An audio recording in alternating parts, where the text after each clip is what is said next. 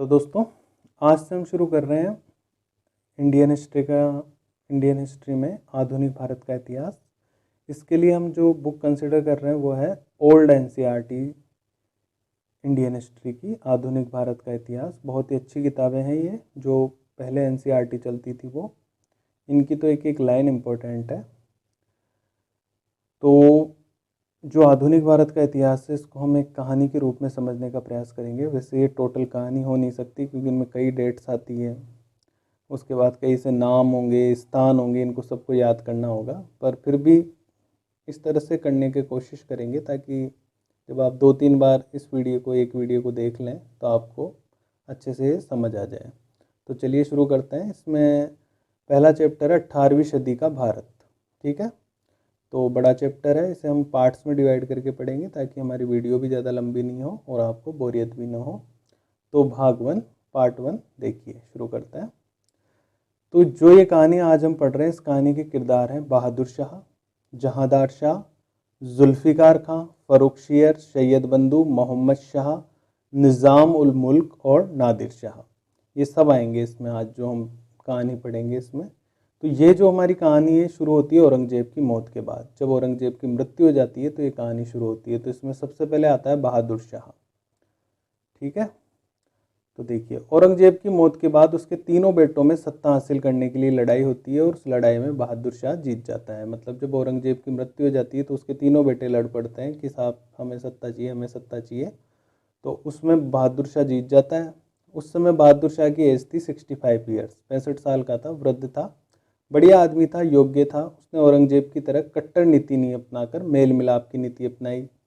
हिंदू राजाओं के प्रति भी वो मिलनसार रहा और हिंदुओं के मंदिरों को भी उसने नष्ट नहीं करवाया।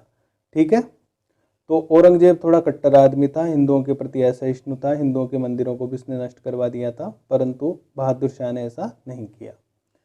अब देखो, बहादुर शाह ने जब शासन करना शुरू किया तो इसने आमेर और मारवाड़ जो अपने राजस्थान में है, उन राज्यों पर इसने अधिक नियंत्रण की कोशिश की। मतलब जब ये राजा बना, सम्राट बना, तो इसने कोशिश की कि आमेर और मारवाड़ पे मैं अपना ज़्यादा नियंत्रण स्थापित करूं। तो आमेर की गद्दी पर इसने जय सिंह को हटाकर विजय सिंह को बैठाने की कोशिश की और अजीत सिंह को भी इसने बोला कि भाई तुम भी हमारी अधीनता स्वीकार करो। पर हुआ क्या, इन कदमों का बड़ा विरोध हुआ कि साहब ऐसा क्यों कर रहे हो आप। तो इन कदमों का बड़ा विरोध हुआ तो बहादुर शाह पीछे हट गया और आमेर मेवाड़ से इसने समझौता कर लिया कि ठीक है भाई, जब जिस स्थिति में आप हो वैसे रहो। मराठों से भी इसके ज़्यादा घनिष्ठ संबंध नहीं थे, मराठों से भी इसके ज़्यादा घनिष्ठ संबंध नहीं थे। इसने मराठों को दक्कन की सरदेशमुखी वसूलने का अधिकार तो दे दिया, पर चौथ वसूलने का अधिकार नहीं दिया। ठीक है, इसने साहू को मराठों का विधिवत राजा भी नहीं माना। जो साहू था उसको इसने मराठों का विधिवत राजा मानने से इनकार कर दिया। इसके बाद देखिए, गुरु गोविंद सिंह के साथ इसके संबंध अच्छे थे। गुरु गोविंद सिंह जो सिखों के गुरु थे, परंतु उनकी मौत के बाद बंदा बहादुर से इनके संबंध अच्छे नहीं रहे।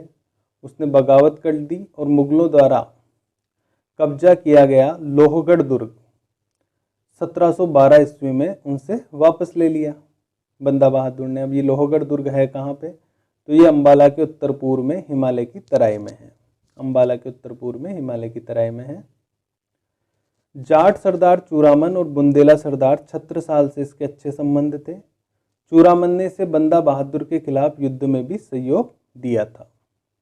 ठीक है, बहादुर शाह के शासनकाल में खजाना और प्रशासन दोनों की स्थिति खराब थी। न तो पैसे थे और न प्रशासन ढंग से चल रहा था। शाही खजाने में 1707 ईस्वी में केवल 13 करोड़ रुपए रह गए थे, 13 करोड़ रुपए बचे थे।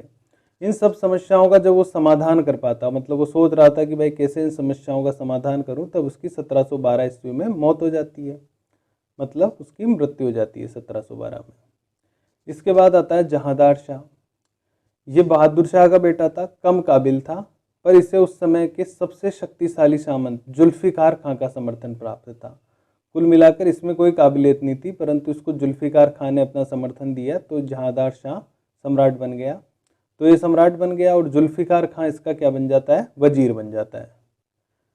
तो जहांदार शाह तो कम काबिल था, तो एक कमजोर शासक था, तो शासन कौन चलाएगा, शासन इसका वजीर चलाएगा। तो मतलब इसका शासन जुल्फ़िकार खां चलाने लगा।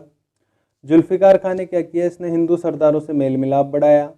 आमेर के जयसिंह को इसने सवाई की पदवी दी, सवाई जयसिंह, और मालवा का सूबेदार बना दिया। मारवाड़ के अजित सिंह को इसने महाराज की पदवी दी और उसे गुजरात का सूबेदार बना दिया, दोनों को खुश कर दिया। इसने मराठों को चौथ वसूली का अधिकार वापस दे दिया, मतलब मराठे चौथ वसूल सकते हैं, जो अधिकार बहादुर शाह ने उन्हें नहीं दिया था। पर उसमें इसने ये शर्त रखी जहांदार शाह ने कि वसूली इसकी मुगल अधिकारी करेंगे और वसूल करके फिर वो आपको दे देंगे चौथ। ठीक है। चूरामन और छत्रसाल बुंदेला के साथ भी इसके अच्छे संबंध थे, उनके साथ बहादुर शाह के भी संबंध ठीक थे। केवल बंदा और सिक्कों के प्रति इसने दमन की नीति जारी रखी, मतलब उनसे अच्छे संबंध नहीं बनाए। इसने एक काम और गलत किया था जहांदार शाह ने, इसने इजारा को बढ़ावा दिया। अब भाई ये इजारा क्या होता है, इजारा देखो इसमें क्या होता है कि बिचौलिए जो होते हैं ना, उनको ये अधिकार दे दिया जाता है कि आप हमें तो निश्चित लगान की राशि दोगे, चाहे आप किसानों से आपकी मर्जी हो उतनी राशि वसूल करो।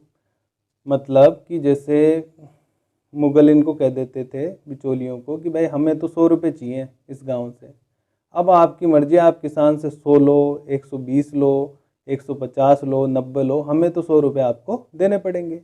तो इसमें क्या होता था कि इनको तो 100 रुपये देते ही थे और किसानों से इनकी मर्जी हो 100 के बजाय 200 रुपये भी वसूल कर लेते थे, तो किसानों पे अत्याचार बढ़ जाता था। तो ये प्रथा थी इजारा प्रथा। अब देखो फर्रुखशियर के बाद सॉरी जहांदार शाह के बाद आता है फर्रुखशियर। ये क्या था, जुल्फिकार खां ये जुल्फिकार खां का भतीजा था। जुल्फिकार खां का जो जहांदार शाह का जो वजीर था जुल्फिकार खां, उसका ये भतीजा था।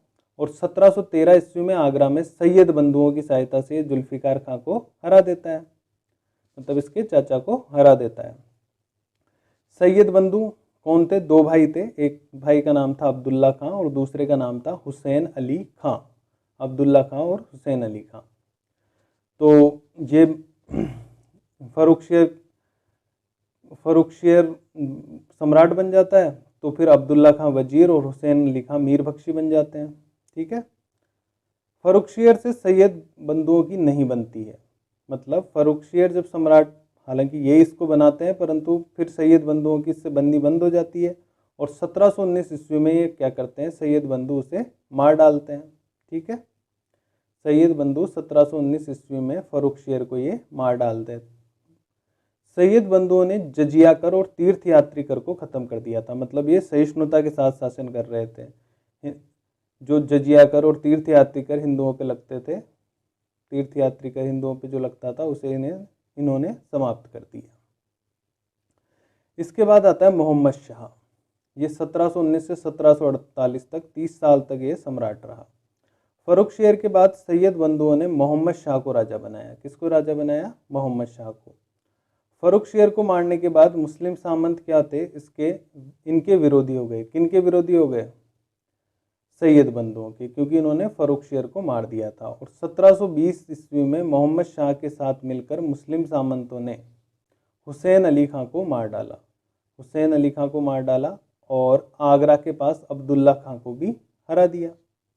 ठीक है। तो ये एक सैयद बंधु तो मारा गया और दूसरे को हरा दिया। सैयद बंधुओं को इतिहास में किंग मेकर कहा जाता है, राजा बनाने वाले, किंग मेकर। मोहम्मद शाह जो सैयद बंधुओं ने फर्रुखशियर के साथ शासक बनाया था, वो भी एक अयोग्य आदमी था। ठीक है। इसके समय में निज़ामुल मुल्क 1722 ईस्वी में वजीर बनता है। कौन वजीर बनता है, निज़ाम उल मुल्क 1722 में। परंतु फिर ये इसको छोड़कर 1724 ईस्वी में इसने हैदराबाद राज्य की नींव डाल ली, अपना अलग राज्य बना लेता है 1724 में, हैदराबाद राज्य। अब देखिए नादिर शाह का भारत पर आक्रमण। नादिर शाह कौन था, नादिर शाह ये फारस का शासक था। 1738 ईस्वी में वो लूट के इरादे से भारत में आया। ठीक है। 13 फरवरी 1739 ईस्वी को करनाल में मुगलों से इसका मुकाबला होता है। 13 फरवरी 1739 को इसमें मुकाबले में मुगल हार जाते हैं और ये मोहम्मद शाह को बंदी बना लेता है। इसने 70 करोड़ रुपए के लगभग यहाँ से लूटा। कितना, 70 करोड़ रुपए उस जमाने में। और लूट की ये रकम इतनी थी कि नादिर शाह ने 3 साल तक अपने राज्य में कर नहीं लिया। मतलब इतना पैसा आ गया कि 3 साल तक इसने अपने राज्य में पूरे कर को ही माफ कर दिया। नादिर शाह कोहिनूर हीरा और शाहजहाँ का मयूर सिंहासन भी यहाँ से ले गया। ठीक है, कोहिनूर हीरा और शाहजहाँ का मयूर सिंहासन। 1748 में मोहम्मद शाह की क्या होती है, मृत्यु हो जाती है। 1748 में जो ये मोहम्मद शाह था जिसको इसने बंदी बना लिया था 1739 में, उसके बाद 1748 में मोहम्मद शाह की मृत्यु हो जाती है। अब इसके बाद कौन शासक बना ये अपन नेक्स्ट वीडियो में देखेंगे।